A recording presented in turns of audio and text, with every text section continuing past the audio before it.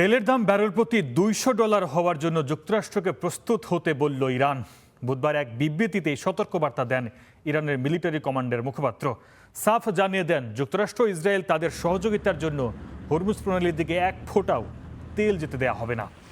তিনি বলেন, ইরানের প্রতিবেশী দেশগুলোর আড়ালে লুকিয়ে হামলার যে কৌশল যুক্তরাষ্ট্র এতদিন নিয়ে আসছিল তার সময় শেষ।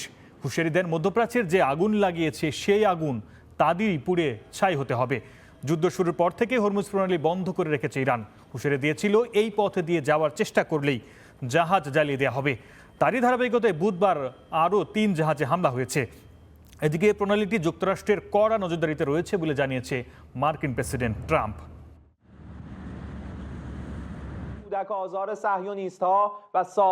অপেক্ষা করুন, তেলের দাম ব্যারেল প্রতি $200 হবে। আঞ্চলিক স্থিতিশীলতার উপরই এটি নির্ভর করছে। আর বর্তমান অস্থিতিশীলতার উৎস আপনারাই। আরও শক্ত ও কঠোর আঘাত হানার সামর্থ্য আমাদের আছে।